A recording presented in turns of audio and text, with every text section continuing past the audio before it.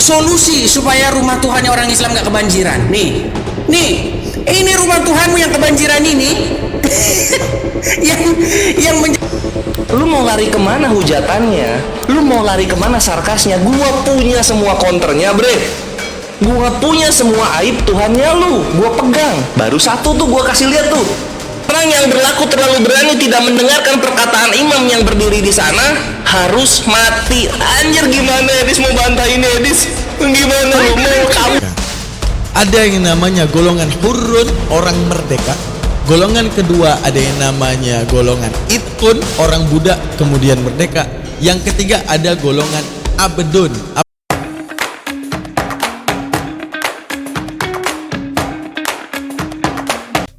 Assalamualaikum warahmatullahi ta'ala wabarakatuh. Menyala Aki Kores ya. Dimana kemarin kita telah menyaksikan, bukan kemarin ya, di part 1 kita menyaksikan bagaimana gempar-gempor daripada Kores yang tak mampu dibantah oleh Edis. Dan ini part kedua yang bikin Edis tambah malu karena pembongkaran terhadap sesuatu yang dia coba fitnahkan terhadap Islam ternyata berbalik kepada dirinya sendiri, yang membuat gelagapan dan tak bersuara, teman-teman sekalian. Ini aku bilang ya, liciknya Edis untuk mengelabui Kristen, di mana keyakinan Edis itu dia nggak yakini Tritunggal, teman-teman. Yesus pun dinobatkan sebagai Tuhan, sebagai kata ganti daripada Rasul, paham maksud saya? Kalau kata Elia Miron, ini para martir udah begitu capek memperjuangkan Tritunggal. Tapi dengan kemunculan Edis, teman-teman sekalian, Edis berhasil mengubah pola pikir orang Kristen terhadap Yesus itu Trinitas. Seperti ikut segala pemikiran Edis bahwa Yesus itu punya Tuhan. Mantap. Tepuk tangan. Akan tetapi yang kurang disadari daripada kekristenan bahwa Edis ini adalah orang yang mencoba mengganti kata Rasul, dimasukkan kata Tuhan. Padahal yang dia maksudkan, Yesus itu cuma Rasul biasa. Akan tetapi dia ganti kata Rasul menjadi kata Tuhan agar tidak hilang fans. Ini yang bahaya. Dia memang berusaha untuk tidak menghilangkan fans Kristen. Akan tetapi pemahamannya terhadap Yesus sudah benar sebenarnya. Bahwa Yesus itu cuma hamba Tuhan. Tuh bagi Edis, teman-teman sekalian. Oke, tanpa kita perpanjang, kita lihat bagaimana Bang Kores menghancurkan keimanan Edis. Oke, mari kita putarkan video. Pernah mau ngaku gitu loh. Yesus kalau salah nggak pernah mau ngaku dia. Contoh misalnya Maibre, ketika dia membuat rugi peternak babi 2000 ekor, udah diganti belum? Ada nggak bapak minta pertanggungjawabannya? Dibiarin kan anaknya, ya nggak? Ketika Yesus mengobrak-ngabrik dagangan dari pedagang-pedagang di Bait Allah, ada nggak Yesus ganti rugi sebelum ke langit? Ada nggak? Nggak ada kan? Apakah bapaknya ini minta ganti rugi? Apakah bapaknya ini menenangkan Israel? Ada nggak? Nggak ada kan? Iya. Artinya Yesus ini bukanlah orang pilihan. Yesus ini hanyalah makhluk biasa, manusia biasa yang punya emosi dan emosinya membuat rugi masyarakat sekitar. Gitu, Bre. Dan Yesus ini pun mau dirobkan oleh Bapa nggak bisa gitu loh. Buat apa dirobkan ini Yesus oleh Bapa? Karena Bapa yang menciptakan gitu loh. Beda dengan Nabi kami, hubungannya dengan Allah Subhanahu Wa Taala. Ditegur iya, dikasihi iya, dikasih mujizat menurunkan 3.000 malaikat ketika perang Badar iya. Ketika orang-orang musyrik minta saksi, minta bukti kenabian, langsung diperlihatkan bulah terbelan iya, dikasih juga gitu loh. Jadi yang Tuhan itu tetap Allah Azza wa Jalla. Nabi kami adalah syahidina bagi kami, Maibre. Berbeda dengan Yesus, lu merobkan dia, Bapak nggak pernah bilang begitu, kelakuannya hanya membuat rugi masyarakat Israel saat itu. 2.000 babi, bre. 2.000 babi jatuh ke laut, nggak ada yang ganti itu. Babi sekarang berapa satu ekor? 8 juta ya. 8 juta kali 2.000 berapa? 1,6 miliar. Yesus ke langit setidaknya dia punya hutang 1,6 miliar kepada pedagang babi di Israel. Ya nggak? Diganti nggak? Yang kayak gini mau jadi rob yang kayak gini? Hah? Aduh, belum itu aja, Dis. Belum itu aja, Dis. Ada lagi, Dis. Yesus juru selamat. Makanya dia layak dirobkan. Gua tanya, ketika orang Kristen berbuat dosa kemudian mati belum bertobat, itu orang Kristen di neraka. Ini juru selamat bisa nggak seperti Nabi kami menyelamatkan orang beriman dari neraka? Bisa nggak dia? Bisa nggak? Gimana? Nggak bisa. Cuma di dunia. Jangan ngomong juru selamat kalau gitu. Jangan ngomong juru selamat gitu. Nggak perlu dituhankan. Nabi kami Muhammad SAW bisa mengangkat orang yang masuk neraka yang beriman, dimasukkan ke dalam surga atas izin Allah Azza wa Jalla.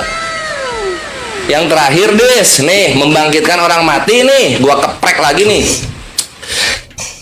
Ini Israel dijajah Roma. Yesus datang, Mesias, bangkitin orang mati. Ketika dia bangkitin orang mati, Israelnya selamat nggak dari penjajahan? Gimana? Nggak ada. Sama aja. Terus ngapain bangkitin orang mati? Mukjizat itu harus nyambung dengan kebutuhan dari warga setempatnya. Kalau nggak nyambung, buat apa? Buat apa? Bermujizat buat apa jadi Rob? Gitu, my friend.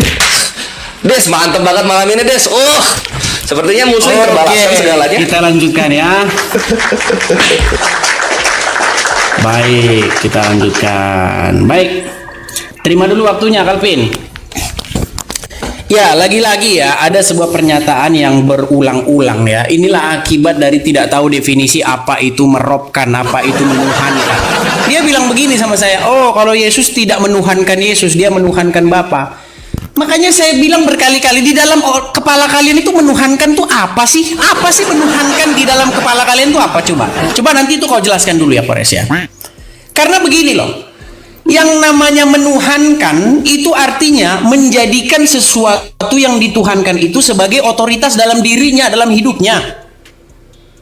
Gitu loh. Makanya di dalam Quran tuh begini. Pernahkah kamu melihat orang-orang yang menuhankan hawa nafsunya? Terus di dalam Bible juga ada kata begini. Tuhan mereka adalah perut mereka. Ada itu. Makanya menuhankan tuh apa sih?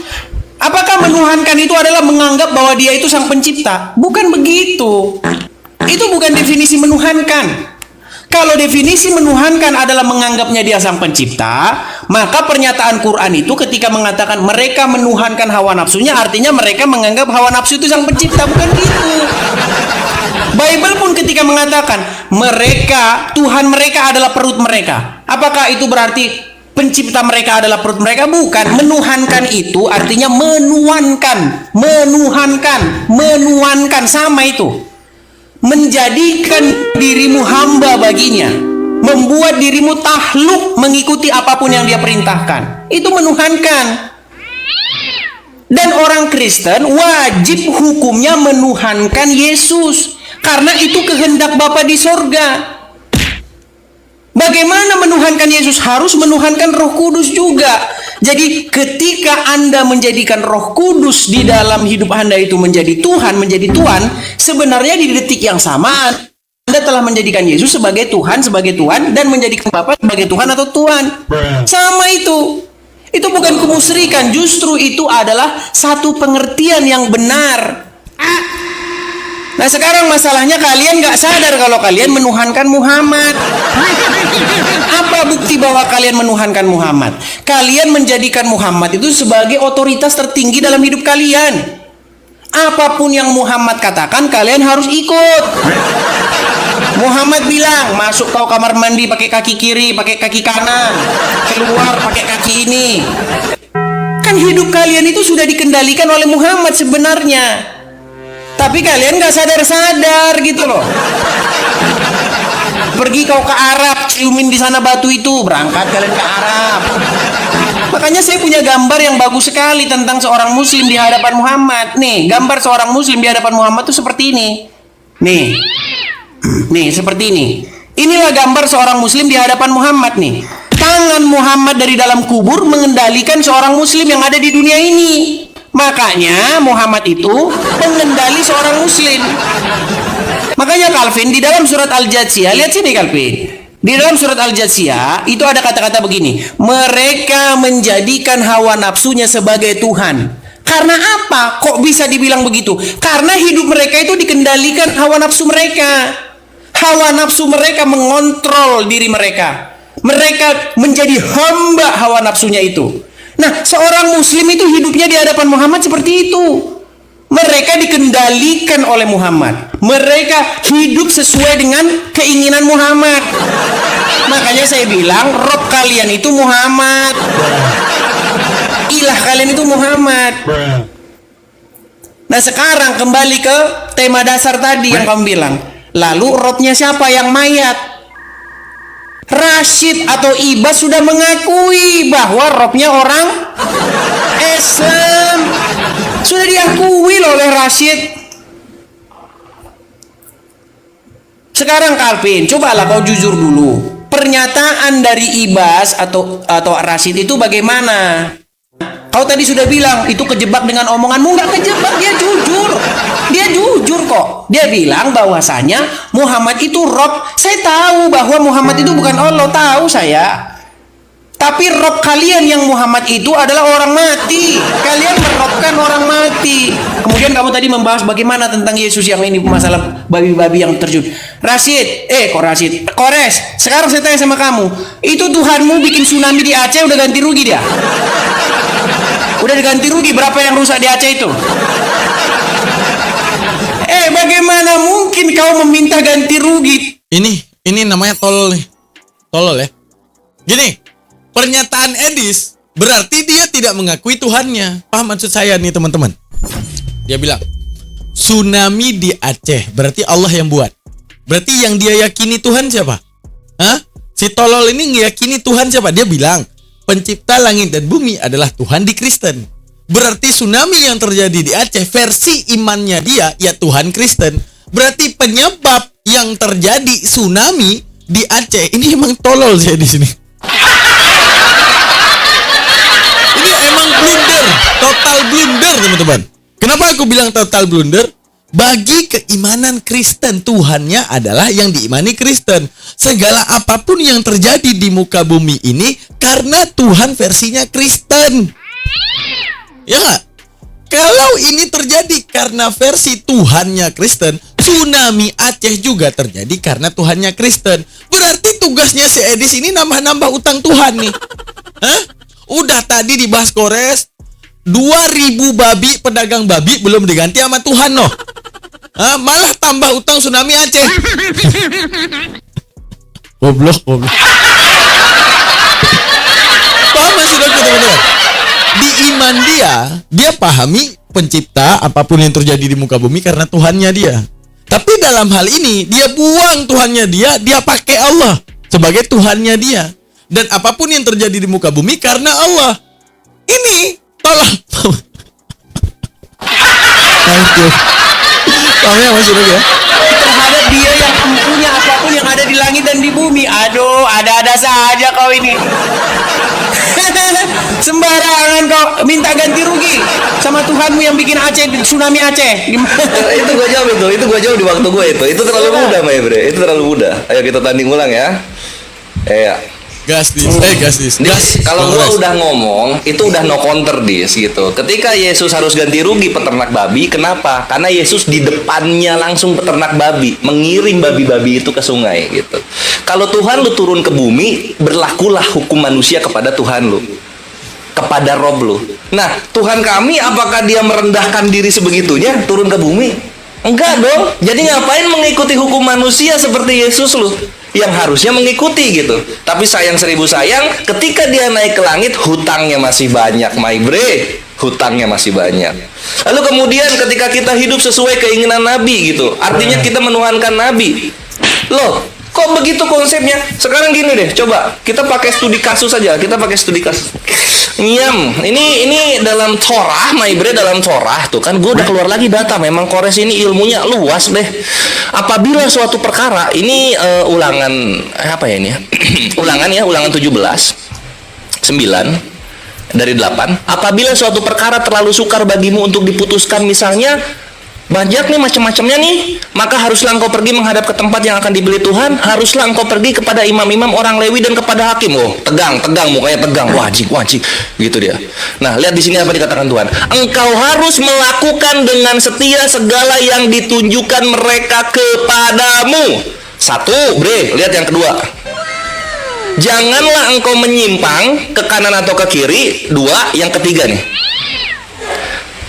Orang yang berlaku terlalu berani dengan tidak mendengarkan perkataan imam yang berdiri di sana sebagai pelayan Tuhan ilahmu atau perkataan hakim, maka orang itu harus mati. Dar, selamat datang di kebenaran. Ini hakim-hakim jadi Tuhan setara Yesus. Iya.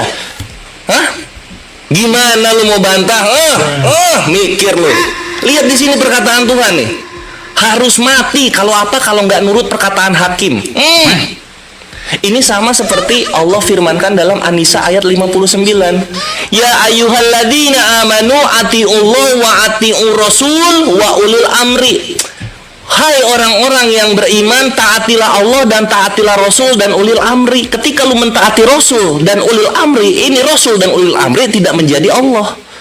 Sama seperti di sini harusnya kalau lu bukan Kristen, jadi mikirnya enak gitu. Sayangnya lu Kristen, semua yang dipatuhi harus jadi Tuhan. Itu keblingernya, bre. Makanya 7% terus di Indonesia. Di sini lihat ya. Lihat di sini nih. Nih. Mana nih? Orang yang berlaku terlalu berani tidak mendengarkan perkataan imam yang berdiri di sana harus mati. Anjir, gimana Edis mau bantah ini, Edis? Gimana lu mau kabur kemana lu? Anjir, semua perputaran lu di atas air pasti ketahuan sama gua. Karena kalau misalnya ini tidak lu tuhankan, artinya lu kontradiksi dengan statement lu sendiri. Gitu, bre. Ya, selamat datang di kebenaran, my bre. Itu, berikutnya kita bahas fitnah-fitnah lu ya. Kita bahas fitnah-fitnah lu. Lu bilang Nabi kami menyuruh ke Arab terus nyium batu, itu di mana? Ada di mana itu Nabi kami nyuruh begitu, ada di mana? Hah? Terus berikutnya apa lagi? Gua ini apa yang dikatakan Muhammad harus ikut tadi udah. Nabi nyuruh kami nyium-nyium batu, itu di mana? Gitu kan? Terus di mana Bapak nyuruh menuhankan Yesus, itu di mana? Ayo gitu kan. Itu foto bukan dalil suruhan. Itu foto, bre. Anyway, argumen gue tentang foto belum keluar ya. Kalau argumen gue udah keluar sama foto, gue takutnya lu ini apa kejang-kejang. Tapi nantilah. Jadi di mana ada Bapak menyuruh menuhankan Yesus ya? Di mana ada Bapak menyuruh menuhankan Roh Kudus? Inilah yang gue wanti-wanti lu dari awal. Jangan sampai lu menyumpalkan perkataan pribadi lu ke mulut Rob lu. Jangan sampai, bre. Gitu. Itulah kenapa gue sangat suka istilah sola scriptura. Apa yang tertulis itu yang lu hargai. Gitu. Sekarang gue tagih nih dua nih poinnya. Di mana Nabi kami menyuruh nyium-nyium batu ya? Di mana Bapak ya? Di mana Bapak menyuruh menyembah, menuhankan atau merobkan Yesus dan Roh Kudus gitu. Lu nggak bisa jawab, lu hancur di iman lu, Dis. Hancur iman lu serius di hadapan Kores lagi-lagi. Jadi kayak dejavu gue, bre. Wah, ini kan pernah terjadi sebelumnya, tapi nggak apa-apa karena lu bangkit lagi di tahun ketiga.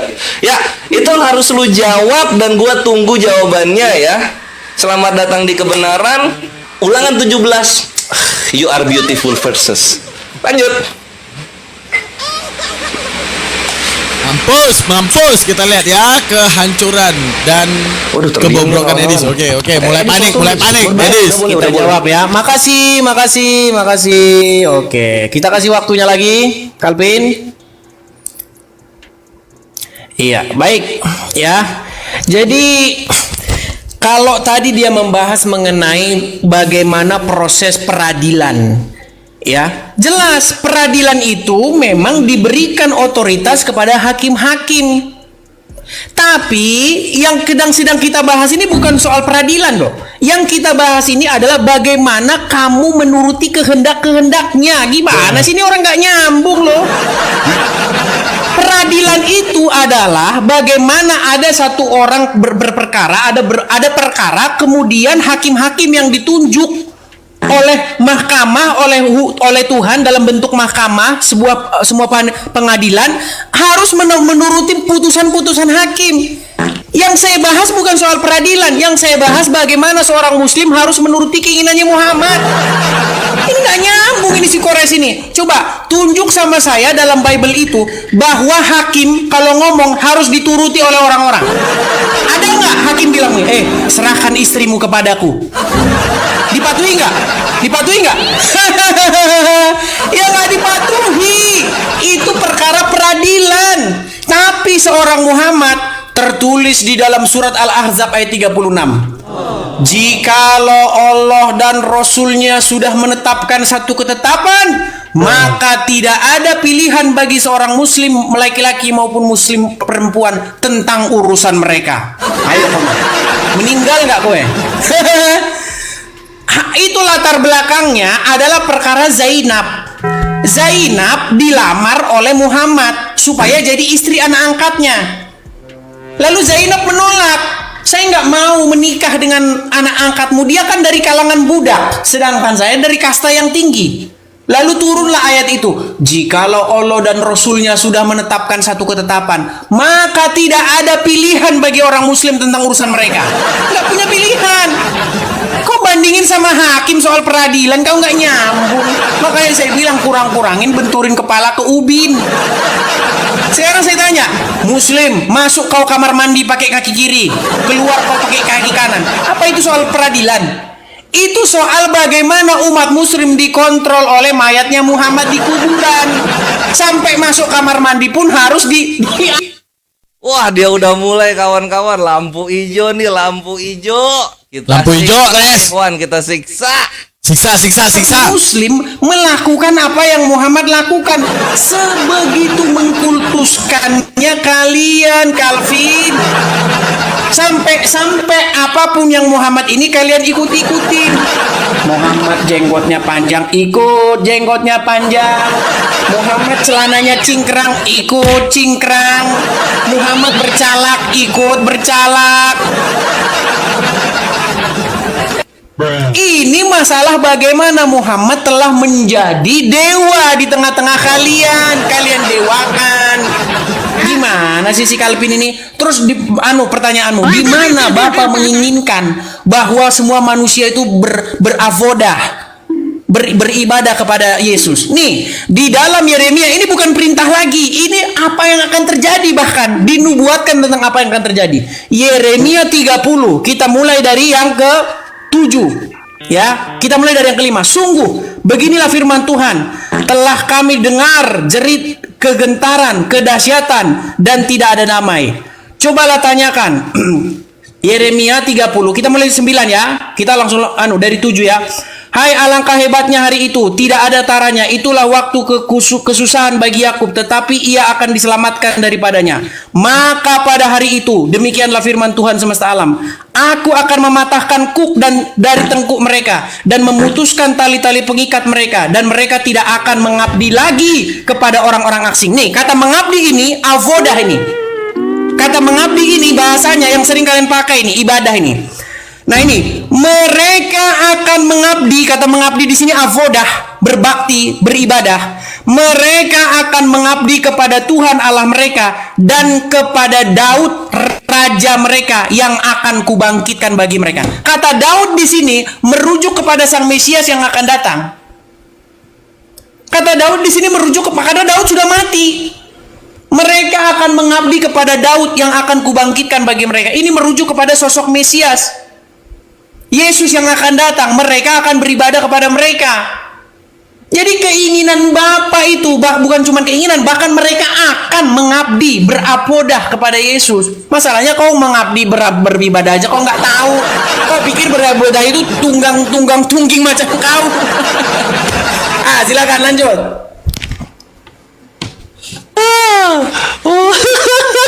Emosi deh, emosi. Daud jadi Yesus. Kalah jauh kita koin kita teman-teman saudara-saudara. Silakan lanjut. Oke. Ini gue. Saking semangatnya saya nggak lihat tadi ada ini. Silakan. Saking semangat entah apa dia bilang. Apa yang semangat dis? Entah kemana-mana. Yang ditanyain Kores satu pun gak dijawab. Lanjut ke Kores. Hajar dia. Gas. Iya, ini gue terima ya. Jadi kawan-kawan bisa dilihat ya, Edis menghindari ulangan 17 di sana. Nggak ada sama sekali pengadilan, bre. Lu lihat di sini ya, di ulangan 17 gitu. Ini udah hakim. Hakim itu kalau dalam bahasa apa namanya? Kalau dalam bahasa Yahudinya itu softim ya, bahasa Ibraninya. Lu lihat di sini. Apabila suatu perkara terlalu sukar bagimu, ini tentang perkara, bre. Perkara itu apa aja? Ya, jadi lu jangan bilang ini pengadilan apalah yang lu mau gitu. Lu perhatikan di sini. Itulah kenapa nanti dibilangnya apa di sini? Engkau harus melakukan dengan setia segala yang ditunjukkan. Kalau lu misalnya cebok atau boker harus pakai sekop seperti di Ulangan 23:13 harus pakai sekop. Itu gue bukan ngehujat bre, anjir, serius ada itu. Lu kalau boker pakai sekop lu. Nih, tuh Ulangan 23:13. Di antara perlengkapanmu haruslah ada sekop kecil, dan apabila engkau jongkok ada hajat haruslah engkau menggali lubang gitu. Jadi kalau hakim lu udah bilang pakai sekop boker. Hakim lu bilang lu masuk kamar mandi loncat dua kaki lu loncat gitu. Itu yang dibilang di sini. Nggak ada ini pengadilan, nggak usah lalu lari-lari elah. Terlalu mudah untuk ngebantai yang seperti ini gitu loh. Dan lu bilang nabi kami sudah meninggal. Emang Tuhan lu udah bangkit? Siapa sejarawan yang sepakat kalau Yesus itu udah bangkit? Siapa? Semua 4 sejarawan abad-abad pertama dan kedua, mereka sepakat Yesus mati, dan mereka tidak sepakat kalau ada dibilang Yesus bangkit. Tunjukin satu, gue cium tangan lu. Ya. Nah, jadi di sini setia segala yang ditunjukkan. Itulah kenapa di sini ada kata segala, Edis. Di sini ada kata segala gitu. Dan kalau lu nggak mengikuti keputusan dari hakim-hakim dan imam Lewi, maka lu mati. Mana tadi matinya? Ini. Maka orang itu harus mati. Ya. Orang itu harus mati gitu. Nah, ini kalau misalnya gua timpain lagi, lu babak belur, Edis. Babak belur lu, serius. Ada banyak yang setara sama Yesus ternyata gitu loh. Nah, kita buka Roma 13 nih. Hayya. Anjir. Tiap-tiap orang harus takluk kepada pemerintah yang di atasnya. Anjir, mau kabur kemana lu? Mau kabur kemana lu? Sebab tidak ada pemerintah yang tidak berasal dari Allah. Lu mau bilang kalau misalnya nanti pemerintah bilang orang Kristen harus salto ketika ibadah, ya kita akan menolak dong. Tunggu dulu. Ini Paulus yang diberkati sebab tidak ada pemerintah yang tidak berasal dari Allah. Selamat datang di kebenaran. Gitu. Jadi yang seperti Yesus itu banyak banget di Israel, my bre, gitu loh. Lu nggak perlu lari ke nabi kami menuhankan begini dan begitu. Lu kaca dulu di perjanjian lama, perjanjian baru, lu bubuk lu di situ. Hakim-hakim segala pemerintahnya harus diikuti perjanjian lama. Pemerintah itu berasal dari Allah, lu harus takluk kepadanya. Itu perjanjian baru. Jadi Yesus lu tuh kalau kita lihat nggak spesial ternyata. Nggak ada spesialnya. Itulah kenapa di Al-Baqarah ayat 25 ketika Allah mengisahkan Nabi Ibrahim alaihissalam, di sana Allah berfirman, sesungguhnya berhala-berhala yang kamu sembah selain Allah hanyalah untuk menciptakan perasaan kasih. Selamat datang kebenaran. Jadi Tuhan turun ke bumi ngajarin kasih doang. Dalam Islam itu berhala, ausan berhala. Gitu bre. Des, ayo Des. Kamu sudah tidak menyembah Yesus, kamu hanya menyembah Bapak. Selangkah lagi lu bisa Des. Semangat bre. Gampang banget bubukinnya Des, buset dah. Terus apa lagi yang belum gua bubukin ya? Bubukin, Kores. Yesus sudah mengakui robnya wanita-wanita Kristen. Yesus mengakui, Edis juga mengakui Yesus itu punya rob. Sebenarnya udah bubuk dari pertengahan dialog sih Ikhwan Edis ini. Gitu loh. Nggak ada lagi yang bisa dia counter dari gua gitu. Bahkan soal babi juga nggak diganti rugi. Bawa-bawa tsunami nggak nyambung. Kenapa? Karena Allah tidak turun ke bumi seperti Yesus. Kan gitu ya. Bahkan itu nggak dikonter sama Edis. Ya nggak? Jadi udahlah Dis, akui aja Dis, Tuhan lu banyak, rob itu runtuh, karena itu malah ngejedotin iman lu sendiri. Jadi kurang-kurangin beribadah di rumah toko karena ventilasinya jelek sehingga pengap, merusak oksigen di otak. Dan selamat datang di kebenaran, my bre. Lu mau bahas apa lagi nih? Perkara rob lu udah bubuk karena lu udah mengakui Yesus punya rob. Suami Kristen itu rob untuk wanita-wanita Kristen gitu. Dan nabi kami tidak tersentuh sama sekali sama lu. Nabi kami tetap suci dan mulia dan agung gitu. Nggak tersentuh bre. Gimana ya? Apa bagusnya diterusin aja atau gimana nih? Lu udah kalah bre. Lu udah mengakui statement-statement gua. Baik, habis nampaknya si Calvin sudah mulai lemas, saudara-saudara. Bang Aman, makasih Bang Aman ya. Nampaknya si Calvin sudah mulai mau pensiun dia. Iya, kita hajar lagi dia teman-teman, mau lah. Dia mau kabur. Pancingan gue berhasil Ikhwan. Edi semakin emosi dan ngamuk, ingin menambah durasi. Kita kasih ya keras-keras ya. Apakah udah cocok buat parade patung ya? Udah cocok belum? Sorry lanjut. Ulang. Ini gimana? Dibisukan sama dia ternyata. Wah, dia ngomong terus dibisukan. Berarti kita ngomong sama dia dibisukan ini. Sorry. Memang liciknya mereka. Enggak. Ulang. Sorry, Bre. Sorry, Bre. Berarti saya ngomong dibisukan ya? Bukan Berarti saya dibisukan. ngomong tadi dibisukan. Enggak dibisukan, lu masuk di YouTube gua, lu masuk. Gua lagi ngobrol sama YouTube gua. Aduh. Ya, terus gimana nih? Kita ulang lagi atau gimana? Waktunya. Ya nggak apa-apa lah, saya lanjutin aja lah. Baik. Jadi begini ya. Tadi sudah saya bilang berkali-kali, apa sih pengertian meropkan, mengabdi? Bible itu tidak pernah loh ada narasi larangan mengabdi kepada manusia, mengabdi kepada pemerintah, nggak pernah ada larangan. Bahkan kata avodah itu pertama kali muncul ketika Tuhan menjadikan manusia, Adam dan Hawa, lalu mereka ditaruh ke sebuah taman Eden untuk mengusahakan. Nah, kata mengusahakan itu ya dalam bahasa Ibrani-nya itu avodah, berbakti, beribadah, bekerja.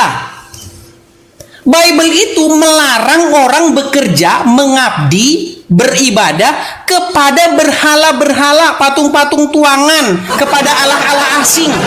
Itu yang dilarang Bible.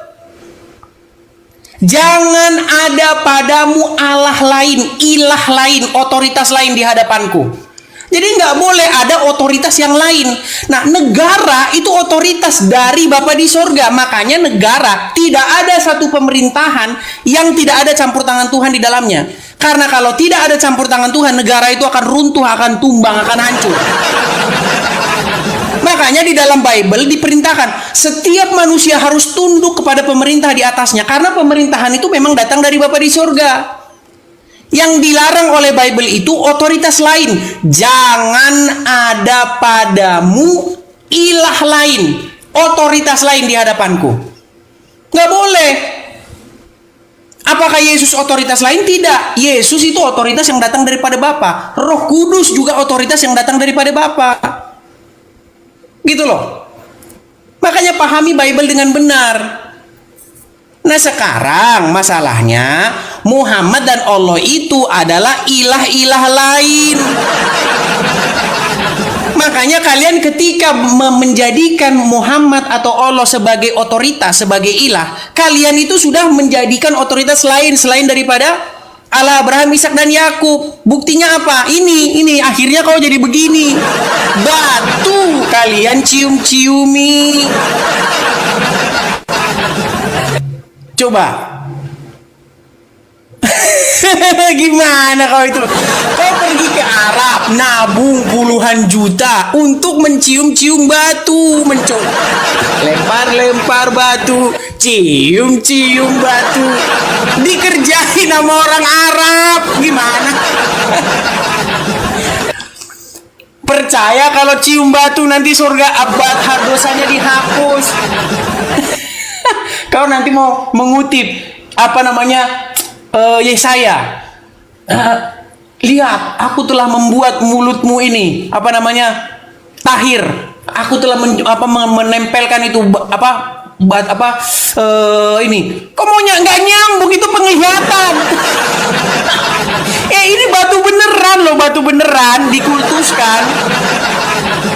Nah, terus kamu bilang mengenai tadi. Oh ya, lupa saya mau nanggapi tadi. Ini saya tambahin dikit ya, karena tadi kepotong loh. Gini, tadi kamu bilang masalah sekop, ya. Karena memang di dalam perkemahan itu, mereka kan berkemah di padang gurun dalam perjalanan mereka ke Israel. Mereka memang harus dibawakan sekop. Kalau mereka mau boker, mereka itu harus nggali dulu. Karena nggak ada WC, orang mereka jadi di padang gurun. Mereka itu di padang gurun, berkemah di padang gurun dalam perjalanan ke Israel. Makanya kalau mereka mau boker, mereka itu harus digali. Itu bukan ketetapan Musa, itu ketetapan Tuhan langsung. Makasih Bang Aman.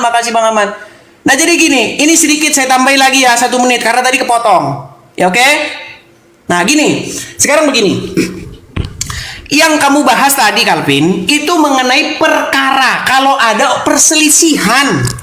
Jikalau ada perselisihan, ya, maka mereka itu harus datang kepada Musa untuk mencari keputusan. Nah, lalu dikatakan, jikalau ada perkara yang terlalu sulit. Nah, perkara yang terlalu sulit itu mengenai perkara. Ada perkara gitu loh. Nah, sementara Muhammad di dalam agama Islam itu bukan ada perkara masalah hukum. Masalah orang itu harus nurutin keinginannya Muhammad. Buktinya apa? Buktinya Zainab itu tadinya nggak mau dia nikah sama Zaid, itu nggak mau. Lalu Muhammad bilang, kalau Allah dan Rasulnya menetapkan ketetapan, maka tidak ada pilihan bagi muslim itu selain tentang urusan mereka. Nah, masalahnya begini, Kalvin. Muhammad yang berinisiasi menikahkan Zainab kepada Zaid, ujung-ujungnya Zainab jadi istrinya Muhammad.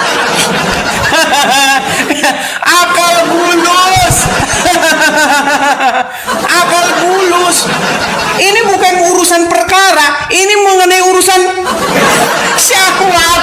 Syahwatnya aduh. Nah, urusan syahwat kata dia. Kalau bukan gimana teman-teman? Oke, perhatikan masalah pernikahan Nabi dengan Zainab binti Jahsy. Nah, ini ilmu buat kalian yang belum tahu.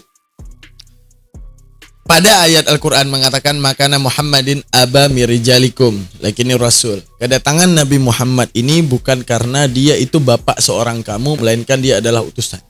Artinya, ayat itu memberitahukan kepada kita bahwa fungsi kedatangan Nabi Muhammad itu dia melakukan sesuatu, berbicara sesuatu bukan karena Nabi Muhammad itu ayahnya siapa, atau Nabi Muhammad itu si suaminya siapa. Akan tetapi dialah Rasul yang akan mempraktekkan segalanya, dan apapun relevansinya harus dilakukan, termasuk menikah. Maksudnya gimana Bang Daman? Gini, menikahnya Nabi, semua yang dinikahi Nabi punya maksud dan syariat. Maksudnya bagaimana Bang Daman? Pernikahan Rasulullah dengan Aisyah, untuk apa? Kenapa harus masa muda? Karena penjagaan riwayat, itu yang pertama. Oke, itu dengan Aisyah. Yang kedua, menikah dengan Maryah Kiptiyah. Kenapa Nabi tidak menikahi budak tersebut? Kenapa disetubuhi dan lahir anak yang bernama Abdullah daripada budak tersebut? Karena untuk membebaskan budak dengan syariat budak Ummu Walad. Itu yang harus kalian tahu. Selanjutnya, Zainab binti Jahsy. Tujuannya tahu nggak apa? Menikah dengan Zainab binti Jahsy, mengangkat derajat itqun. Nah, ini Anda mungkin belum tahu soal ini. Karena apa? Dalam pandangan adat orang Arab, manusia itu terbagi tiga di mata mereka. Ada yang namanya golongan hurrun, orang merdeka. Golongan kedua ada yang namanya golongan itqun, orang budak kemudian merdeka. Yang ketiga ada golongan abdun. Apa itu abdun? Golongan terendah, yaitu budak. Rasulullah ingin memberantas ini melalui ilham daripada Tuhan. Cara Rasulullah itu sangat luar biasa kepada Zainab. Ketika Zaid menjadi strata kedua, yaitu itkun, yang kalian harus tahu loh teman-teman ya, strata tertinggi hurun. Artinya ada paham kasta dulu di Arab. Allah tidak mau ada kasta-kastaan dan suku-sukuan, karena dikatakan di dalam Az-Zuriyat bahwa apa kata Allah? Kujadikan kalian bersuku-suku dan berbangsa-bangsa dan lelaki dan perempuan untuk kalian saling mengenal, dan di mataku yang paling tinggi kata Allah adalah yang bertakwa. Itulah luar biasanya Allah dalam menjabarkan. Oke, setelah itu lalu bagaimana akan diberantas sistem kasta ini? Yaitu pertama, dinikahkannya Zaid. Zaid itu adalah budak yang kemudian merdeka. Nah, budak yang kalau merdeka ini masih rendah, strata kedua. Nabi nggak mau lagi adanya strata ini karena turunnya Islam ini untuk rahmatan lil alamin. Lalu cara Rasulullah itu bagaimana? Cara Rasulullah itu yaitu dengan mencari jodoh yang kasta tertinggi untuk Zaid, di mana dalam pandangan orang Arab tidak boleh kasta tertinggi menikah dengan itkun, yaitu Rasulullah sendiri yang mencari siapa? Zainab. Dikatakan kepada Zaid, Zaid sudah cukup umurmu, sudah waktunya engkau untuk menikah. Lalu kemudian saat itu pergilah Rasulullah berkata kepada Zaid, wahai Zaid, aku yang akan mencarikan istri kepadamu. Artinya Rasulullah tidak membebaskan Zaid untuk mencari istri, tapi Rasulullah yang akan mencari. Siapa? Zainab binti Jahsy. Siapa Zainab binti Jahsy? Keturunan bangsawan Bani Hashim, teman-teman. Itulah yang luar biasa. Di mana maksud Rasulullah ingin lawan arus. Dalam pandangan orang Quraisy bahwa ini itkun strata kedua nggak bisa menikah sama bangsawan, sama hurun saja nggak bisa yang strata satu. Rasulullah langsung nekat karena ini ilham dari Allah. Rasulullah tidak pernah takut. Lalu Rasulullah datang menikahkan Zainab dengan siapa itu? Zaid. Lalu gemparlah orang Arab. Wahai Muhammad, kau gila, kau pemuka suku Quraisy, engkau pemuka Bani Hashim, engkau ini orang terhormat. Justru engkau sendiri sebagai pemuka Bani Hashim, kau nikahkan Zainab, keturunan bangsawan, dengan Zaid yang berwasaf itkon. Siapa itu itkon? Strata kedua. Engkau gila ini ya Muhammad. Itu pernyataan mereka terhadap Rasulullah, karena mereka masih berpaham manusia itu dibeda-bedakan sesuai strata. Lalu dengan adanya Nabi Muhammad melawan arus, sehingga terjadilah pernikahan-pernikahan lain. Yang itkun menikahi bangsawan udah terjadi, karena udah pernah terjadi kejadiannya. Di mana dulu orang Arab nggak pernah kayak gini. Yang strata budak sama budak, yang strata itkun sama itkun, yang strata merdeka sama orang merdeka, yang strata bangsawan dengan bangsawan. Rasulullah nabrak arus. Ketika Rasulullah memberlakukan ini, Zainab binti Jahsy sebagai keturunan bangsawan menikah dengan Zaid bekas budak.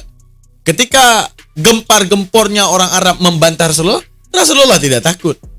Akan tetapi Zainab binti Jahsy dipandang hina.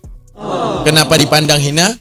Karena mencemari kebangsawanannya dengan menikahi itkun strata kedua. Lalu bagaimana Rasulullah mengangkat Zainab binti Jahsy ini agar kembali menjadi orang yang terhormat setelah kemudian dihinakan oleh pagan-pagan Quraisy? Yaitu Rasulullah nikahi sendiri, karena dia adalah pemuka Bani Hashim, untuk membuktikan kepada mereka bahwa Zainab ini tidak tercemar. Buktinya, aku sang pemuka Bani Hashim, aku sendiri yang akan menikahkan Zainab. Luar biasa bukan? Itulah Rasulullah kita, Rasulullah sallallahu alaihi wasallam. Akhirnya dinikahi oleh Rasulullah.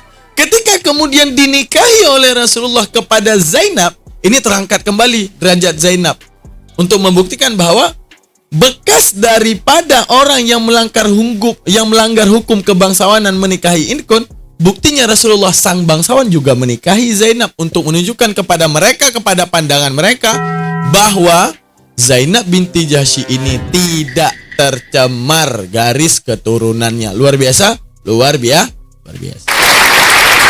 Lalu timbullah fitnah baru. Apa fitnah baru? Ya Rasulullah, engkau sendiri dulu yang mencemari Bani Quraisy, Bani Hashim, dengan kau nikahkan dia dengan anak angkatmu. Lalu sekarang malah kau nikahi sendiri. Nah, ini ingin dibantah oleh Rasulullah. Hukum yang kedua apa? Di mata orang Quraisy, di mata mereka bahwa yang namanya anak angkat itu seperti anak kandung. Itu dalam pandangan mereka, pandangan tololnya mereka. Nah, Rasulullah untuk membantah ini, cara Rasulullah yaitu Rasulullah sendiri yang akan menikahkan Zainab. Ketika dinikahkan Zainab untuk menunjukkan apa? Bahwa anak angkat bukan anak kandung, sehingga bekas istri anak angkat bisa dinikahi. Jadi kesimpulan daripada cerita itu, Rasulullah ingin menceritakan bahwa aku ada di muka bumi ini menjadi seorang rasul. Nah, detik aku menjadi rasul, apapun yang aku lakukan bukan karena hawa nafsuku, tapi melainkan perintah Tuhan. Ada relevansi ataupun sistemasi ataupun target daripada Tuhan yang ingin diwujudkan. Kalau kita bilang Nabi Muhammad itu nafsuan, nggak mesti dia pilih yang janda, nggak mesti dia pilih yang tua. Siapa Habibah ya? Siapa namanya? Bibi Rasulullah, bibi daripada kakeknya yang jauh itu, dinikahi oleh Rasulullah dalam keadaan umur renta, udah tua. Untuk menunjukkan apa?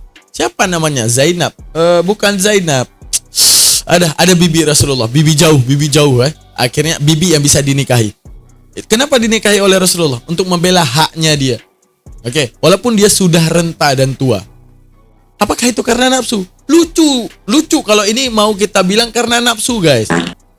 Makanya orang-orang oten tuh nggak mau cari tahu ya. Nah, hikmah daripada ini semua bahwa Rasulullah itu melakukan setiap tindakan itu karena perintah Allah, karena relevansi yang dipikirkan. Luar biasa. Oke, kita lanjutkan dulu live debatnya, teman-teman. Mana ini ya?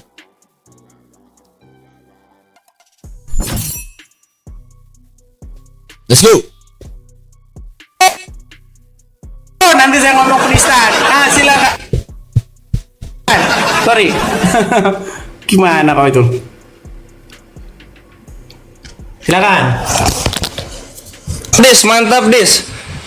Jadi ini pengakuan yang ketiga dari Edis hari ini, weh mantep banget. Bible tidak pernah melarang merobkan kepada manusia dan pemerintah. Wih keren banget. Kalau gitu ngapain lu ngebahas Nabi dan Islam gitu? Karena ini secara Tuhannya Kristen, Islam itu benar. Selamat datang di kebenaran, my bre. Ya enggak? Islam itu benar gitu loh. Karena Indonesia pemerintahnya itu Islam. Dalam pembukaan pembukaan UUD alinea ketiga, di situ berkat rahmat Allah yang maha kuasa. Anjing, ini apa nih kok hening? Oh, ini suara kemenangan. Anjing, enak banget gua. Lalu kemudian cium batu masuk surga, bre. Lu kayak orang bingung aja gitu loh. Sebelum ada batu hitam, Yesaya 6 lu udah bahas. Yesaya 6 lu udah bahas. Di sana ada apa? Ada batu skincare. Jadi di dalam bahasa Ibrani-nya tuh rispah ya. Dalam bahasa Ibrani-nya tuh rispah, dan dia itu apa? Ketika dicium-cium, dioncop-oncop sama mulutnya Yesaya, itu batu menebus kesalahannya dan mengampuni dosa-dosanya. Apa? Mau bilang itu alegori, mau bilang itu nubuatan. Berak kapur, Edis, gak mungkin itu nubuatan. Karena itu posisinya Yesaya sedang diberikan penglihatan kepada Tuhannya, lalu kemudian ada serafim yang nyamperin dia gitu. Tapi kalau nggak mau itu nggak apa-apa. Kalau nggak mau itu, nanti ada lagi bre. Itu apa namanya? Di Keluaran 29:14 gitu. Di sana ada berak sapi menghapus dosa. Bayangin, Tuhannya Kristen nebus dosa itu hanya setara dengan berak sapi dan juga batu skincare gitu loh. Ini udah ada dua benda nih, berak sapi, batu skincare. Itu yang menghapus dosa. Datang Yesus buat apa? Buat apa Yesus itu menggenapi berak sapi dan batu skincare ini? Itu udah ada dua perangkat untuk nebus dosa. Buat apa, Dis? Gitu loh. Terlalu mudah ngebubukinnya, Edis, gitu loh. Sehingga lagi-lagi percuma sekali Tuhan lu turun ke bumi. Tuhan lu turun ke bumi nih, menebus dosa manusia gitu kan ya. Lalu kemudian ketika dia naik ke langit, orang-orang Kristen masih di penjara. Gitu loh. Buat apa nih? Ternyata orang-orang Kristen masih berdosa juga. Atau enggak gini, kayak orang-orang yang berpercaya kepada Yesus seenggaknya ada bedanya kayak sama manusia biasa. Misalnya contoh, bisa bernapas di dalam air gitu loh, nggak perlu makan gitu kan, hidungnya nggak ada lubangnya kayak gitu loh. Ternyata sama-sama aja. Sehingga ini adalah kegagalan konsep Tuhan ketika dia turun ke bumi gitu. Itu jatuhnya ke sana. Dan apa ya, Dis ya? Makin kesini lu makin bubuk. Lu malah mengakui lagi Bible tidak melarang merobkan kepada manusia dan pemerintah gitu. Kalau dalam Islam lu mendahulukan pemerintah daripada negara, itu togut namanya. Itulah kenapa dalam alinea ketiga Undang-Undang 45 Indonesia ada pembukaan atas rahmat Allah. Jadi Indonesia ini dalam kasih sayangnya Allah, sehingga kita bisa bernegara sesuai dengan tuntunan Al-Quran dan As-Sunnah gitu loh. Nah yang lucu, ketika lu membahas mengenai kami mengikuti Nabi kami, lu sangka itu Nabi mewajibkan. Kalau misalnya diwajibkan, semua perkataan Nabi adanya di Al-Quran, gitu loh. Sama seperti perkataan Yesus lu adanya di perjanjian baru, bukan di perjanjian lama. Kenapa? Karena semua yang Yesus lakukan itu anjuran, nggak ada kewajiban di dalamnya. Ya iyalah, nggak ada kewajiban ya, masa gitu kan Yesus datang-datang bawa hukum baptis. Baptis itu bukan kewajiban, bre. Karena baptis itu bukan ajaran nabi-nabi. Jatuhnya itu apa? Sunnah. Kalau di gua ya. Lalu kemudian contoh misalnya penyaliban itu menebus dosa, itu juga bukan kewajiban. Karena tidak mungkin kalau lu pakai otak hukum Taurat digenapi dengan hukum salib. Hukum salib ini punya pagan, Dis. Punya pagan ini hukum salib, gitu loh. Jadi lu harus ketahui itu kebenaran yang ada, dan lu harus terima kenyataannya gitu loh. Yesus lu itu bukan rob, karena dia manusia biasa yang banyak gagalnya. Gitu. Dia orang baik, iya orang baik. Cuma dia kalau udah temperamennya kambuh, merusak kehidupannya orang Israel gitu loh. Gitu. Nah, berbeda dengan Nabi kami nggak perlu dituhankan satu Arab Islam. Yesus lu turun ke dunia di Palestina yang Kristen Italia. Makanya gue sepakat sama lu, yang Rob itu Bapak, Yesus itu punya Rob lagi, karena Yesus itu nggak layak jadi Rob. Saking banyak kegagalan yang dia lakukan selama dia di dunia 30 tahun gitu. Ini ada berapa waktu gue ya? Waktu gue berapa lagi tuh? Udah habis ya? Udah pusing dia. Udah bingung gitu. Udah bingung. Ini nggak kelihatan, gue ada bacaan gini bre. Live akan berakhir dalam 0058. Saudara, gelap. Rokok gelap. Gelap dia, saudara. Lu bantah apa yang gue katakan. Iya. Baik. Waktu saya. Tapi dia udah berubah. Dia orangnya dia nggak, penghujatnya nggak kelas kakap seperti dulu. Dia udah ini dia. Udah agak mendingan lah. Gini. Jadi satu pernyataan kamu yang cetar membahana ya.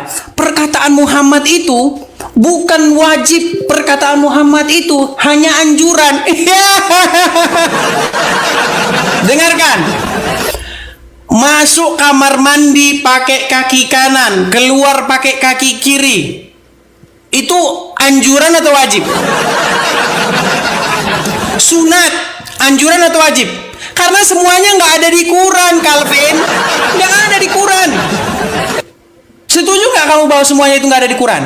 Cium-cium batu nggak ada di Quran. Tapi kalian cium-ciumin batu ini. Nih, batu-batu ini kalian ciumin. Terus kau cari remis di Yesaya. Di situ jelas sekali perikopnya tentang bagaimana Yesaya menolak. Dia menolak nih. Dia disuruh menjadi pemberita, menjadi penyampai firman Tuhan. Dia nggak mau. Saya nggak layak, katanya. Mulut saya terlalu najis mau ngomong firman Tuhan. Lalu datanglah malaikat Tuhan, diambilnya kepit, menjepit batu bara, lalu ditempelkan ke mulutnya. Lihat, aku telah membuat mulutmu menjadi tahir. Sekarang kau layak memberitakan firman Tuhan. Intinya seperti itu. Ini nggak ada hubungannya dengan batu itu. Mana ada orang Kristen yang sekarang pergi, ayo kita mencari batu yang ditempelkan ke mulutnya Yesaya, kita cium supaya kita layak memberitakan firman Tuhan. Ayo. Kagak ada. Yang dilihat Yesaya itu adalah penglihatan. Makanya dia bilang, lalu aku melihat seorang malaikat Tuhan, serafim, mengambil bara api, lalu menempelkan bara api itu ke mulutku dan berkata, bla bla, sekian, demikian. Ini orang Islam batunya masih ada wujudnya. Calvin ini loh, lihat ini loh yang batunya bentuknya seperti ini. Kau datang ke Arab mencium-ciumi batu, mengharapkan sesuatu dari batu itu. Makanya saya bilang inilah yang dimaksud dengan pengkultusan. Mengkultuskan sebongkah batu. Gimana sih kamu, Calvin? Kamu ketika orang Islam datang nih, kalian bilang begini kepada batu ini. Labbaik Allahumma labbaik, labbaik Allahumma labbaik. Kalian lambaikan kepada batu ini. Yang labbaik Allah itu artinya, ya Allah kami memenuhi panggilanmu. Labbaik Allahumma labbaik. Kalian melambaikan tangan kepada sebongkah batu ini loh. Kepada sebongkah batu ini, kalian melambaikan tangan dan mengatakan, wahai Allah kami memenuhi panggilanmu. Ya, itu pengkultusan kalian kepada batu. Lalu pengkultusan kalian kepada Muhammad apa? Nih, kalian berseru-seru kepada Muhammad begini. Muhammadku, Muhammadku, dengarlah seruanku. Kau berseru-seru kepada Muhammad. Makanya ku bilang, yang berseru-seru kepada mayat, yang berseru-seru kepada bangkai adalah Islam. Sudah diakui oleh Rashid Ibas, orang APII, temanmu itu, temanmu. Roknya siapakah yang mayat? Kami. Siapa? Islam. Itu fakta. Rashid itu nggak kejebak, dia mengutarakan fakta. Tapi di sidang sama Juma, jangan kau hadapi di TV itu. Nanti kita makin bangkrut. Jadi tidak ada lagi nanti umat. Calvin, coba kau dengarkan dulu, kau fokus dulu ya. perkataan Muhammad itu bahkan lebih tinggi dari perkataan Allah. Nggak ada dalam Quran itu sholat 5 kali sehari, nggak ada. Di dalam Quran itu nggak ada sholat kau harus dudukin kakimu kayak begini. Nggak ada dalam Quran. Kau sholatlah kau harus dudukin kakimu kayak begini. Ini omongan siapa semua ini? Kalau sholat itu harus kau dudukin kakimu macam begini. Nggak ada. Mana ada dalam Quran begini? Kau kakimu dudukin, yang satu begini. Nggak ada. Kau cari sampai jungkir balik, nggak ada. Yang kalian kerjakan ini nggak tahu omongan siapa. Pergi ke Arab, cium-cium batu, nggak tahu omongan siapa. Makasih Bang Aman. Bang Aman, terima kasih. Lihat itu, Calvin, kau meninggal, kau malam ini meninggal. Ya, habis suaraku. Makasih Bang Aman. Makasih Bang Dis, Aman. gue nggak pernah runtuh, bre. Gue nggak pernah runtuh. Kores itu no counter. Gue tuh no counter. Ini lihat nih, sini. Lu bilang ya saya 6. Waktu. Iya. Nah, pertama kita bahas dulu mengenai perkataan. Itu kan udah gue kasih lihat di An-Nisa ayat 59. Taatilah Rasul, kata Allah gitu loh.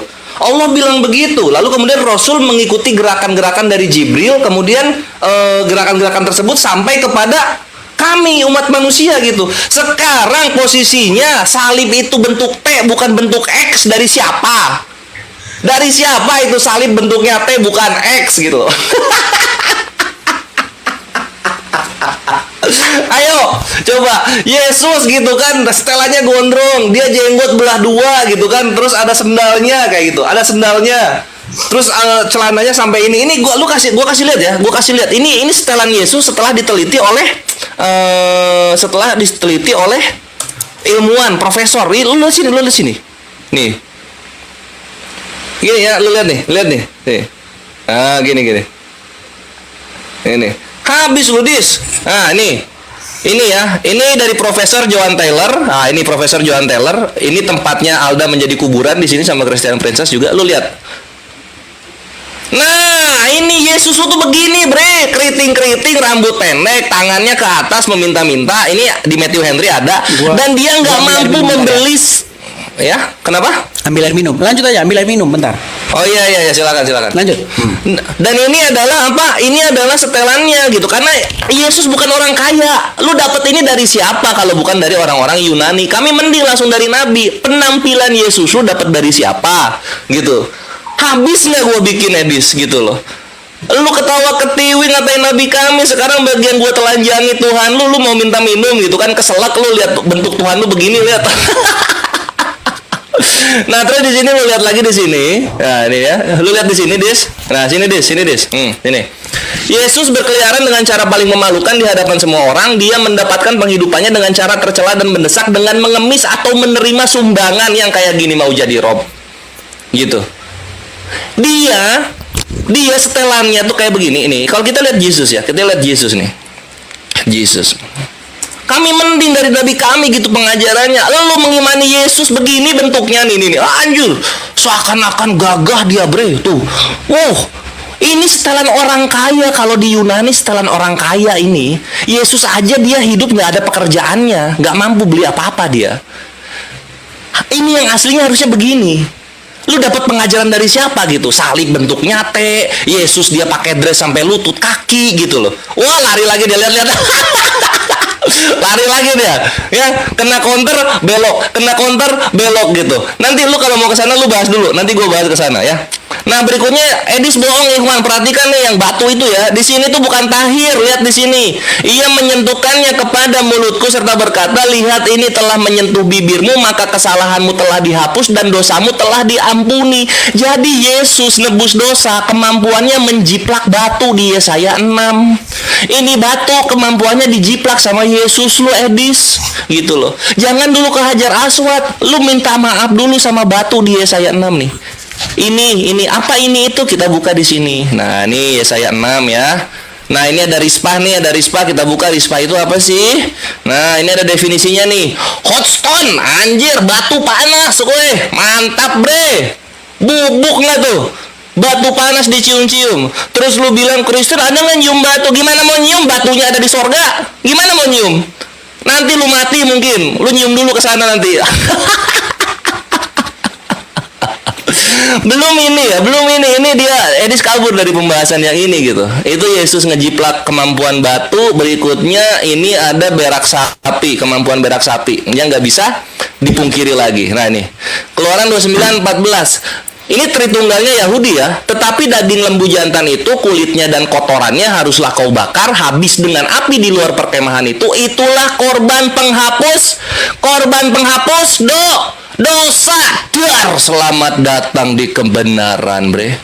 Jadi apa sih bedanya Yesus dengan berak sapi dan batu panas di Yesaya 6? Apa bedanya, Dis? Gue bilang juga Kores itu no counter. Lu mau bawa kemana ke apa, ubin-ubin, gua bawa ruko gitu kan, cium-cium batu, gua bawa berak sapi gitu kan. Lu mau lari kemana hujatannya? Lu mau lari kemana sarkasnya? Gua punya semua counternya, bre. Gua punya semua aib Tuhannya lu, gua pegang. Baru satu tuh gua kasih lihat tuh, dimana Yesus hidupnya minta-minta, pakai baju cuma sampai lutut. Nanti kita bawakan yang berikutnya, my bre. Silahkan. Terima kasih Bang Aman, makasih Bang Aman. Oke, kita pakai waktunya ya teman-teman ya. Baik, kita tanggapi satu persatu. Iya, jadi mengenai batu ya, ini habis ini kita udah nggak bahas batu lagi mengenai di Yesaya. Yang maksud saya, gini. Jadi di dalam Yesaya itu perikopnya adalah tentang bagaimana Yesaya itu menolak. Dia melihat satu penglihatan. Tahu nggak penglihatan? Vision, ya, dia melihat satu penglihatan. Dia itu disuruh memberitakan firman Tuhan. Lalu kata Yesaya, terlalu najis mulut saya ini mau memberitakan firman Tuhan. Lalu ada malaikat serafim datang membawa bara api, ditempelkan ke mulutnya. Lihat, aku telah membuat engkau layak. Intinya poinnya seperti itu. Kesalahan. Bohong teman-teman. Harus kita bongkar langsung ini kebohongannya. Bentar, saya buka data dulu ya. Kalian harus tahu ini kebohongan. Kebohongan nggak boleh dibiarkan. Nih kita buka langsung di depan mata antum-antum semua, yaitu Yesaya 6 ayat 6. Perhatikan. Ini dikelabui terjemahannya biar nggak terpaham Hajar Aswad nih. Tapi seseorang daripada serafim itu terbang mendapatkan aku, di tangannya ada bara. Ini kan bara ditulisnya nih. Ya, bara ya ditulisnya ya. Ya. Nah, ini penyelewengan makna agar tidak diketahui bahwa ini adalah batu hitam. Serafim ini apa teman-teman? Serafim itu adalah makhluk surgawi. Oke. Terus mari kita lihat arti daripada bara ini ya. Oke, yang diambil daripada sepit dari atas mesbah. Apa yang terjadi? Emang batu itu fungsinya apa? Bara itu fungsinya apa? Bara itu dia menyentuhkannya kepada mulutku. Menyentuh kepada mulutku. Serta berkata, lihat ini telah menyentuh bibirmu. Berarti cium. Maka kesalahanmu telah dihapus dan dosamu telah diampuni. Oke, bara tadi ya. Dalam pemahaman Kristen, oh ini bara api bang ditaruh di mulut. Nggak usah bacot. Nggak usah lu tipuin. Selama ada bahasa aslinya, lu nggak akan pernah bisa nipu, coy. Karena ada bahasa aslinya. Mana bahasa aslinya? Ia menyentuhkan kesalahan, dosamu diampuni, maka undurlah maka kepada bibirmu. Mana dia? Bukan di sini, guys. Nih. Pelan-pelan ya. Siap-siap pegangan yang kuat pada bara ini. Kita buka. Ini kita buka. Apa bara ini? Glowing stone or coal. Oke, coal ya. Coal.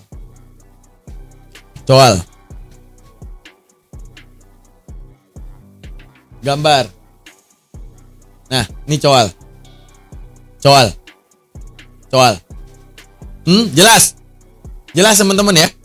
Nah, makanya dikatakan oleh Allah dalam Al-Quran bahwa Allah telah benar menurunkan ajaran, akan tetapi mereka yang tidak setuju dengan ajarannya Allah, mereka sendiri yang kemudian membuat ibadah-ibadah pembanding dengan mengikuti ajaran yang pernah turun kepada Allah untuk mengelabui. Apa maksudnya? Contoh, di dalam kitab mereka kita dapati ada yang namanya tawaf. Daud tawaf, aku telah mengelilingi mesbahmu. Nah, apakah gara-gara mereka telah tawaf kita nggak boleh tawaf? Bukan. Allah hanya mengembalikan kemurnian ajaran. Contoh, pada masa Nabi Ibrahim diajarkan untuk sujud kepada Allah. Nah, detik Nabi Ibrahim diajarkan untuk sujud kepada Allah, mereka yang tidak setuju dengan Nabi Ibrahim, mereka membuat sembahan mereka sendiri dan mempraktekkan cara Nabi Ibrahim menyembah, yaitu dengan mensujuti berhala mereka. Lalu kemudian apa yang terjadi? Lalu kemudian setelah era Rasulullah disempurnakan kembali. Inilah sujud yang benar dengan adanya sholat. Tawaf. Mereka mengambil tawaf tersebut untuk mentawafi berhala-berhala mereka. Datangnya Rasulullah disempurnakan kembali kepada tawaf yang benar. Lalu kemudian dulunya ada serafim tadi bawa coal ini, batu hitam yang kalau kena mulut dicium sama Yesaya diampunkan dosa. Tapi dalam terjemahan sekarang itu diganti jadi kata-kata bara. Memang dasar penipu. Kenapa kita bilang penipu? Ya, makna aslinya diganti demi untuk memantapkan iman. Jadi kalau masalah Hajar Aswad ada nggak di kitab mereka ini? Malaikat dalam keimanan kita, malaikat Mikail yang membawa batu Hajar Aswad. Dua pendapat itu ulama. Ada yang mengatakan Jibril, ada yang mengatakan Mikail. Paling kuatnya Mikail karena malaikat Mikail penurunan rahmat. Malaikat yang menurunkan rahmat. Nah, jadi melalui perwakilan malaikat Mikail untuk menurunkan batu Hajar Aswad. Nah, di dalam kitab mereka itu serafim tadi itu. Serafim itu bagi pemahaman Kristen itu adalah makhluk surgawi yang datang untuk membawa sesuatu untuk mereka. Lalu kemudian terbukti batu hitam sampai ke mulut diampunkan dosa. Sama seperti Hajar Aswad yang diceritakan di dalam Islam. Jadi jangan bacot. Tadi kata Edis penglihatan vision tai kucing. Banyak nipu emang. Makanya Al-An'am ayat 116 tidak lain yang keluar daripada mulut mereka dusta, dusta, dusta, dusta dan dusta. Itu isi omongan. Tahanmu Bohong dia. diampuni. Bohong. Nah, Bohong dia. yang jadi masalah itu penglihatan. Nggak ada orang Bacot, Kristen bohong. pengen cari-cari batu itu biar kesalahannya diampuni. Nggak ada. Sementara batu di Arab sampai detik ini masih umat muslim berdesak-desakan, injek-injekan. Injek-injekan loh. Muslim datang ke Arab injek-injekan ke rumah Tuhannya yang kebanjiran. Nih. Yang akhirnya orang Jepang yang menjadi solusi supaya rumah Tuhannya orang Islam gak kebanjiran. Nih, ini rumah Tuhanmu yang kebanjiran ini yang menjadi kubangan air sarang kodok nih. Ya karena memang bukan Tuhan yang benar. Kalau Tuhan yang benar gak mungkin suruh bikin rumahnya di kubangan air kayak begini.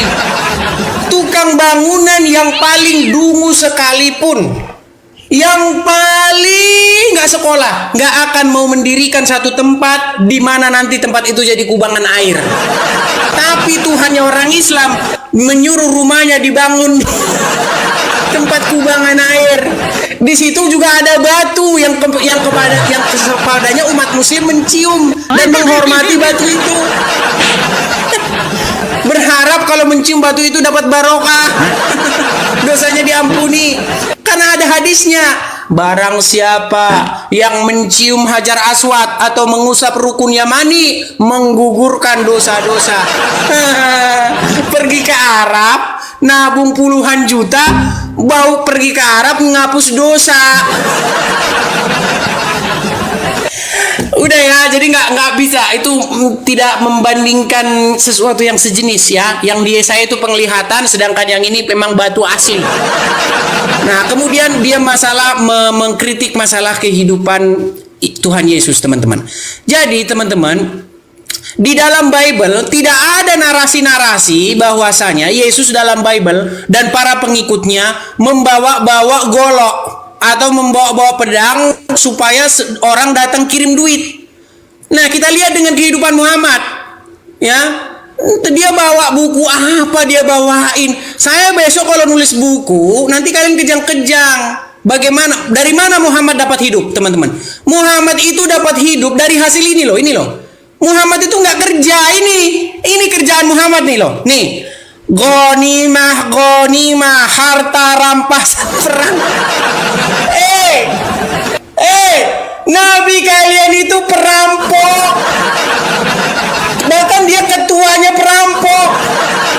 Gimana sih kalian itu? Nah, nanti kamu mau bandingkan dengan Musa. Lihat bagaimana Musa di dalam perjanjian lama nih. Setiap dia lewat satu wilayah, bla bla bla bla. Makanya Yesus datang ingin menggenapi apa yang dimaksud dalam hukum Taurat itu apa. Karena memang hukum Taurat itu di dalam orang Yahudi itu memang sudah dialih-pelintirkan oleh alim ulamanya. Makanya kau bilang tadi, kalau Mesias datang itu harusnya jangan membangkitkan orang mati. Bebasin dong kita dari penjajahan Romawi. Itu kan keinginanmu. Justru Yesus datang itu ingin membebaskan yang lebih penting daripada penjajahan orang Romawi. Tapi penjajahan mereka terhadap dosa, penjajahan diri terhadap dosa itu yang ingin dibebaskan, supaya mereka hidup layak, kudus dan benar di hadapan Tuhan. Nah sekarang ngomong-ngomong soal mata pencarian, dikatakan di dalam Bible jelas banyak orang-orang memberi kepada Yesus itu persembahan. Mereka kasih dengan sukarela kepada Yesus. Nggak pernah Yesus membawa-bawa golok untuk menakuti orang supaya kasih. Muhammad nih loh. Harta rampasan perang 1/5. bahkan Abdul Somad sudah menghitung miliaran itu duit buat Muhammad, miliaran. Makanya istrinya banyak. Silakan. Oke, teman-teman sekalian, kita izin reaksi masalah ghanimah. Oke. Gini guys, ini aku bilang relevansi ghanimah ya. Dulu sebelum masa jahiliyah. Masa jahiliyah itu sering terjadi perang antar suku daripada kaum Quraisy. Itu perang antar suku sering banget terjadi. Nah, saat sering banget terjadi, itu mereka seperti itu. Berperang, ketika kemudian berperang, yang kalah hartanya diambil. Dan anak-anaknya dan istri-istrinya daripada pihak lawan itu diperbudakkan. Nah, setelah kemudian diperbudakkan, era Rasulullah, saat terjadi perang Badar lah kita bilang, di mana mereka punya sistem menawan. Tahu nggak menawan gimana? Dalam kecamuk perang, orang yang daripada pihak keluarganya itu perang. Tunggu, kalian jangan salah berpikir ya teman-teman, izin. Jangan kalian kira perang Badar itu terjadi sehari gitu, ataupun perang-perang yang di era-era Rasulullah itu terjadi sehari. Enggak, berminggu-minggu bahkan berbulan-bulan. Ada yang diculik orangnya, ada yang kemudian anaknya diculik. Demi apa? Pertukaran nantinya. Nah, pemberlakuan ghanimah tahu nggak berapa? Kalau seandainya mereka menawan, kita tidak juga menawan. Ini kita muslim nih. Ini seharusnya adalah menjadi strategi perang. Bukan seperti yang dikatakan di sini tolol nih. Kalau Rasulullah tidak memberlakukan ghanimah, ini contoh. Orang kafir perang kita. Anaknya daripada tentara muslim ditawan. Kita nggak menawan. Karena ajaran kasih kayak ajaran Edi. Nanti gimana cara kita mau ngambil anak kita nanti? Bagaimana cara kita ingin menebus? Bagaimana kita akan mengambil istri kita yang telah diambil oleh pihak lawan? Caranya perlakukan ghanimah. Tujuannya apa? Kita menawan, dia menawan. Nanti ada yang namanya pertukaran ghanimah. Ataupun ada yang namanya pertukaran tawanan. Nah, kalau pertukaran tawanan kita tidak menawan ataupun tidak memberlakukan rampasan perang, apa yang terjadi? Apa yang terjadi? Mereka punya tawanan, kita enggak punya. Ini tolol namanya. Sehingga Rasulullah mengajarkan kita untuk tidak tolol. Makanya di dalam perang, di dalam Islam itu ada yang namanya ghanimah. Ghanimah itu adalah harta rampasan perang dan juga tawanan tersebut nanti dibarter. Dibarter dengan tawanan yang ada di pihak mereka. Oh, kalau mereka tidak setuju membarter, mereka memperbudakkan, Islam juga memperbudakkan. Sampai datang halnya mereka ingin menukar tawanan. Oke, kita dengar ya counter daripada Quraisy yang teramat sangat dahsyat kali ini ya. Lebih parah nih. Salah lu Dis. Gue tuh nggak pernah ada masalah sama Musa di perjanjian baru, bre. Ini kita mulai dulu ya, gitu. Nggak pernah ada masalah gue bermasalah sama Yesus lu gitu loh. Itu udah gue bongkar datanya dari Profesor John Tyler ya. Dia hidup minta-minta. Terus lu bilang gimana mungkin Yesus bawa golok? Ya iyalah, gimana dia mau bawa golok? Ada uang nggak? Ada uang nggak buat beli Yesus? Lu lihat dong kita lihat di Filipi 2 nomor 6 ya. Kita lihat di Filipi 2 Filipi 2:6. Nah, ini nih. Lu lihat sini, Bre. Lu lihat sini. Kita belajar. Kita belajar biblika sama Kores ya. Lihat di sini ya. Lu buka Filipi 2 nomor 6 ya. Di mana di sini Yesus itu dia hidupnya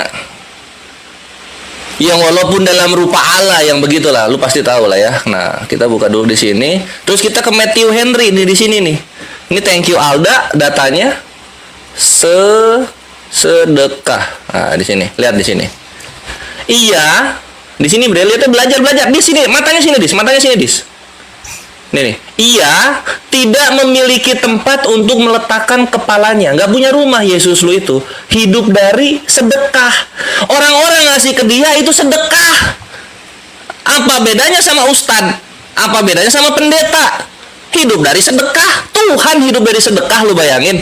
Minta makan dari ciptaannya. Lu bayangin itu, Bre. Ya, itulah kenapa moralitas Yesus gue pertanyakan gitu. Ketika dia jadi Tuhan, ketika dia Tuhan yang menjadi manusia, kenapa dia tidak menjadi manusia yang sukses dari bawah gitu loh? Dari kecil sampai naik ke langit, dia manusia yang nggak punya rumah, astagfirullah gitu kan. Lalu kemudian soal Edis minta udahan bahas batu gitu loh. Edis minta udahan bahas batu lah. Yang mulai siapa, yang minta udahan siapa? Gua kan di sini hanya melayani lu, Dis. Lu minta bahas batu, oke, gue sambut gitu kan. Nah sekarang gua counter, lu sekarang kesakitan kan ngedengar counteran gua gitu. Kenapa? Karena ini yang nggak bisa lu bantah dan orang Kristen bantah. Penghapusan dosa yang pertama kali ada itu batu, baru Yesus. Artinya Yesus menjiplak kemampuan batu. Kenapa orang Kristen gak nyipok-nyipok batunya? Karena batunya gak ada di bumi. Kalau ada itu dicipok-cipokin lebih parah. Masuk mulut kayaknya itu batu. Karena lebih gede daripada Hajar Aswad gitu, Bre. Terus berikutnya ngerampok katanya. Nabi kami ngerampok. Lalu lupa Yesus lu rentenir. Lukas 19:21 lihat. Ini kan di sini perumpamaan uang mina. Ada orang nih dikasih 1 koin. Yesus pergi. Pas pulang, ya, mana koinnya? Oh ini cuma 1. Loh kok cuma 1? Harusnya kan ini bertambah banyak gitu. Harusnya kan ini bertambah banyak. Karena aku harusnya mengambilnya serta dengan bunganya. Tuh Yesus mengajarkan rentenir. Orang yang gak suka cara Yesus mendapatkan uang, apa yang dia lakukan? Semua seteruku ini yang tidak suka aku menjadi rajanya, bawalah mereka kemari dan bunuhlah mereka di depan mataku. Dar, selamat datang di kebenaran. Ini orang, Yesus lu bre, hidup gak punya rumah, beli golok aja gak mampu, tapi kalau angan-angan paling tinggi dia. Dia kalau angan-angan paling tinggi, Dis. Lukas 19:27, lu lihat ini, belajar. Gitu loh, mau ngebandingin sama nabi kami, istri banyak, pedagang gitu kan, punya kambing banyak, penggembala gitu. Mau dibandingin Yesus lu satu wanita aja nggak ada yang mau kawin sama dia, bre, nggak ada yang nawarkan diri, nggak seperti nabi kami. Mau dibandingin, ya Allah ya Robbi gitu kan. Lalu kemudian apa terakhir itu soal penjajahan terhadap dosa. Gue tanya sama lu, Dis, coba jujur sama gue, lu emang coba ya. Kalau misalnya memang mau soal dosa nih, harusnya zaman Salomo, ya, karena Salomo nyembah berhala waktu itu. Atau enggak harusnya zaman Yehuda. Karena Yehuda itu prot-prot, waduh sakit kupingnya ya. Karena Yehuda itu prot-prot sama Tamar, menantunya diprot-prot sama Yehuda. Atau enggak di zaman Nuh. Karena apa? Karena dia incest sama ini anak-anaknya yang cewek-cewek gitu. Lu datang di abad pertama Yesus. Ini Yahudi dosa apa? Yahudi gue tanya, dosa apa dia? Hah? Dosa apa? Gitu loh. Yahudi lagi dijajah bangsa Roma. Ini Yesus datang kucuk-kucuk bangkitin orang mati. Lihat, orang mati bangkit. Yahudi kan, oke, bagus. Kapan kami bebas dari Roma? Oh, itu enggak. Saya nebus dosa kalian. Lah kami dosa apa? Kami nyembah berhala emang abad pertama? Enggak juga.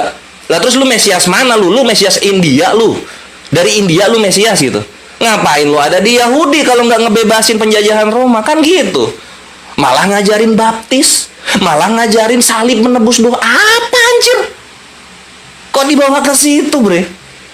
Gitu loh pengajaran gua mengenai biblika hari ini. Jadi nggak moralitas nabi kami dengan Tuhan lo itu nggak sama. Thank you. Baik, habis waktunya ya. Baik, kita lanjutkan lagi teman-teman ya. Baik. Ya, jadi yang parah itu adalah punya rob, punya Tuhan Nah, yang kan? kerjanya ngerampok.